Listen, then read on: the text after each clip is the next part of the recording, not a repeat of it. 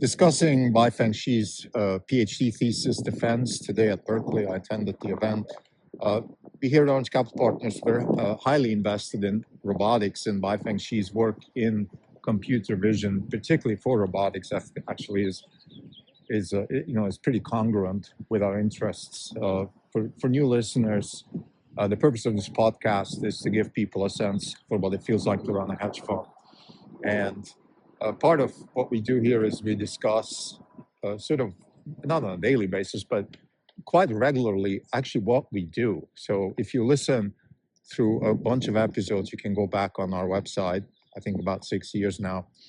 You hopefully get a sense for what we do. And this is not investment advice by any means.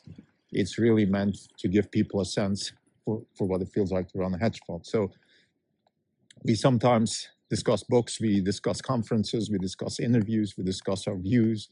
And sometimes we also actually do academic deep dives like today, where we attend a PhD defense thesis. Now, PhD defense theses actually are good presentations for people at our level of knowledge, because they tend to be not too technical.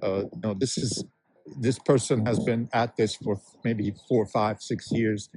The professors are there, everybody's there. Of course, the defense doesn't mean you can fail. I mean, I don't think people usually fail these things. So this is a formality, but it's still good to listen to the person because they give you a nice overview over their work. And I think that's why this is so useful. So in Baifeng Shi's case, what he worked on is actually efficient vision models. So the idea is, can we the paradigm in AI right now is larger and larger models, a bit or less, and more data, larger models, more general compute. Now that works on the training side, but how about inference? Particularly for robotics, we have two problems. One is we just don't have the kind of compute available on the edge because things like weight, energy. And then the other problem is also inference time. When we are in the real world dealing with real world events, whether it's a car driving or a robot, a humanoid robot in particular in the future, walking around doing things, we just have a certain amount of time that we have to make decisions. And those decisions have to be efficiently calculated. So we don't have all the time in the world. We can't go to the cloud. We can't run massive models with huge parameter counts. We need to be efficient. And I think that's where Baifeng Shi's thesis actually fits in. So he's trying to solve two problems, or maybe one fundamental problem, but he's attacking it in two ways. The fundamental problem is, can I gaze to what's relevant? Do I have to always take all the pixels into account? Or is there a way to cut corners and just focus on the pixels that actually matter?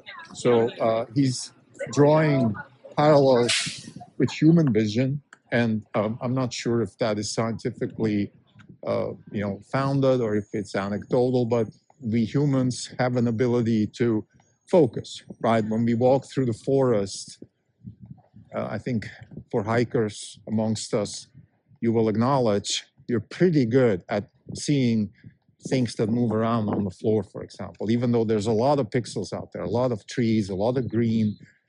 But if there's something, God forbid, a snake or something, you will see that very quickly. So you're able to gaze right to what matters. And the reason we're good at this, of course, is because that's how we evolved, right? We had to be good at this because otherwise we would have gotten killed back in the days in the cave, in the caveman age. And therefore, our gene pool evolved towards being good at this. So what Baifeng Shi is trying to do is do the same thing with AI. And the way he's doing this is by focusing on what's moving. So this reminds me of event-driven semiconductors. There's hardware solutions.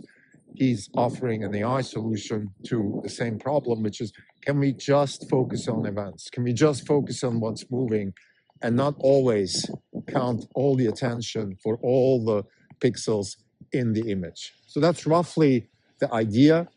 And the other thing that he's doing now is also he's he's he's developing a task-oriented gaze trajectory.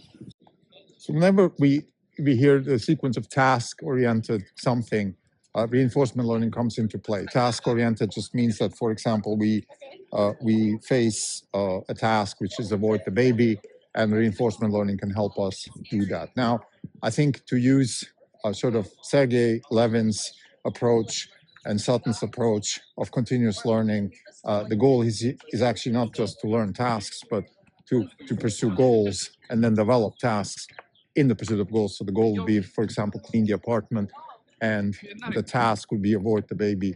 So while you're cleaning the apartment, you learn how to avoid the babies. And the way you can do this efficiently, again, in training, is by focusing or developing task-oriented gaze.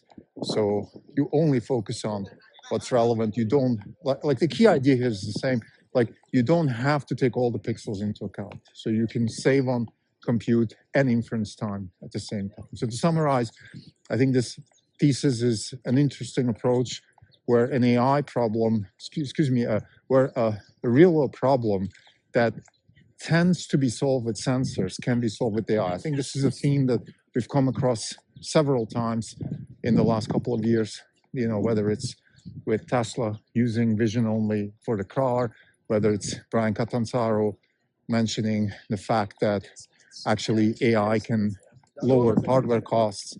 And now again, like, we have an AI solution to a solution that in principle could be also solved with sensors. So instead of solving it with sensors and applying expensive sensors that can fail, we have an AI solution with very cheap sensors.